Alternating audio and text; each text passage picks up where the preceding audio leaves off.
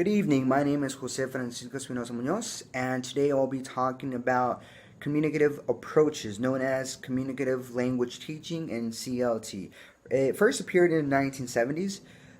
The primary function of learning is the interaction between one person and the other without having to go deep into grammar. Usually, we have sub skills and in communicative competence, such as grammatical competence, social linguistic competence, and discourse competence and strategic competence. Grammatical competence is based on using grammar and practically making sure the student is saying accurately. We have social linguistic competence is based on understanding the social context of maybe a paragraph of a sentence. We have discourse competence is coherence and cohesion, which means if the student is transmitting the right information and is understanding the other person. Strategic competence, we have start, finish, and maintain. This is we start since the beginning and we maintain a certain level of understanding information and we finish off with understanding information.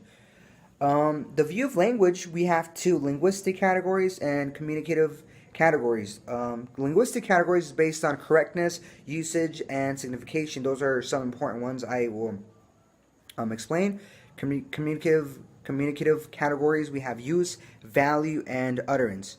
And linguistic categories, correctness is based on correcting your student. If he or she makes a mistake, we have usage if the student is using it the correct way. We have signification if the student knows the meaning of the word. And communicative categories, we have use if the person does know how to use it.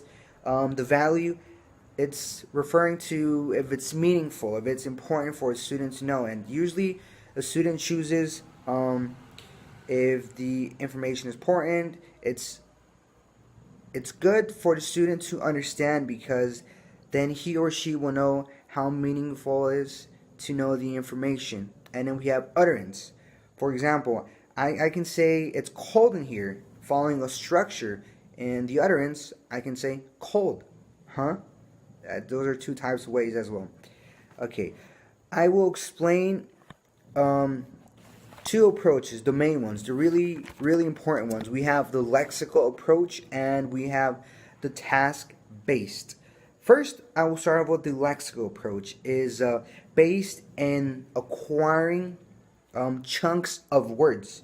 Instead of learning grammar, we memorize, we understand chunks of word. We have fixed chunks and we have semi-fixed. Fixed chunks are the ones, for example, how do you do? How are you? How was your day? Those are fixed chunks. Semi-fixed are a little bit longer. According to the author, he or she states the following.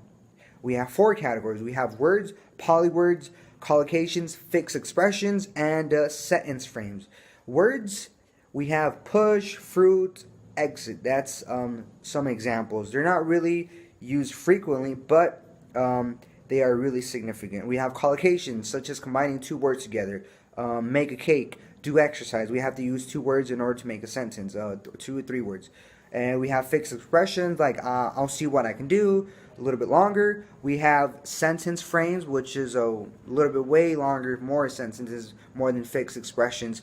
And then we have a task-based, which is acquiring by learning, which means we can use maps, stories, personal details, such as a resume, maybe the name of the person, the address. And this is divided in 3 categories. It's just information, then we have opinion, and this one says reasoning, gap activities. Okay, so practically we give them the information, they read it. We have an opinion activity. We ask students what they think about the activity, and it really focuses on communicating with them.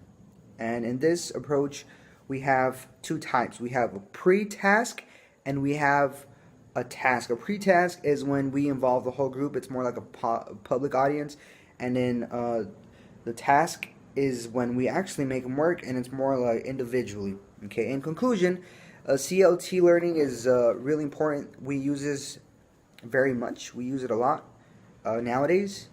We use newspapers, magazines, real information, dialogues, audios to teach students this type of way of learning, which is really good. Hope you enjoyed this information, and I'll see you next time. Thank you very much.